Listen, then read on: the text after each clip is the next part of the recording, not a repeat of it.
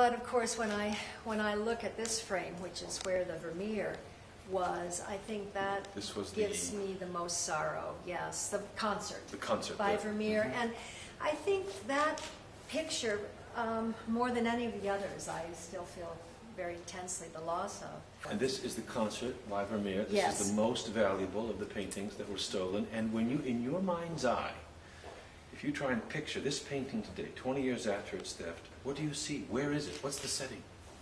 You know, I think about it a lot, and I can't reach it.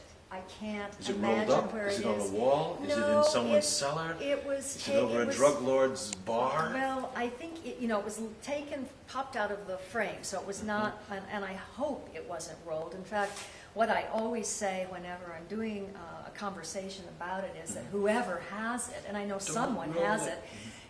Don't roll it and keep it safe. And to keep it safe, it has to be in a temperature of no more than 65 degrees and a humidity of no more than 50. It looks to me like they took the frame, held it on the floor, took the paintings off. Did they cut them out of the frame, or no. just pull? How do you do that? They pulled the frame off the stretch canvas. It's not very difficult to take a stretcher off of most of these frames. I see. They're not built for security. I mean, they're built for just display.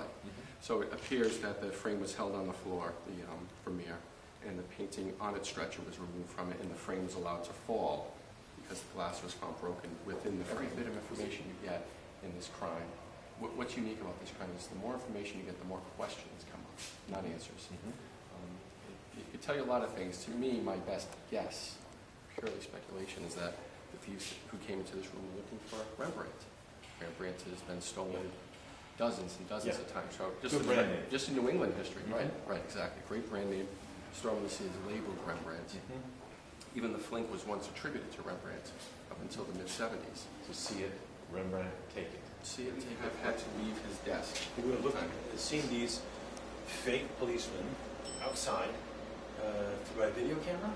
Exactly. They're looking at the camera and they're saying, he's sitting at a desk here, and he has monitors on this wall here that he's looking up at. And on those monitors, at a certain point, as he says, he saw headlights approach.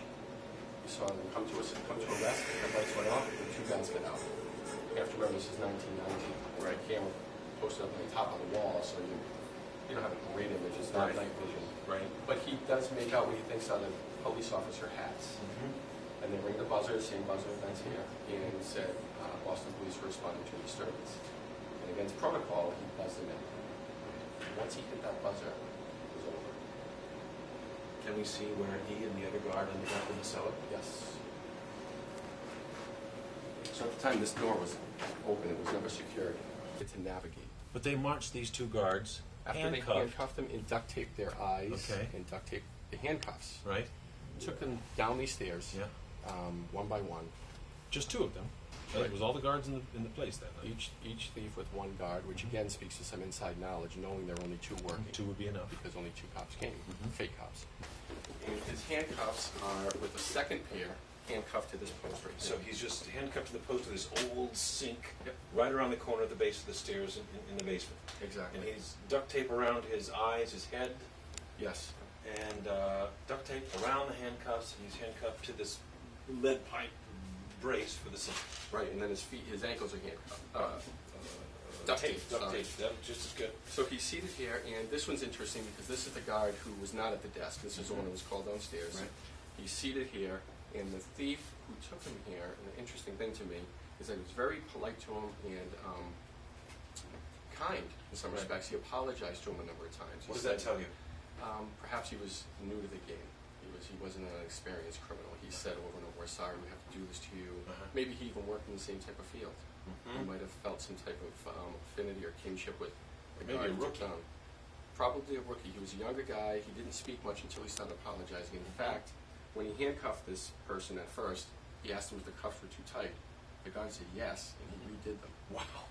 Which is amazing. And he kept saying, "Get comfortable, you're going to be here all night. We're sorry, we're not going to hurt you, just keep your mouth shut." Where was the other guard?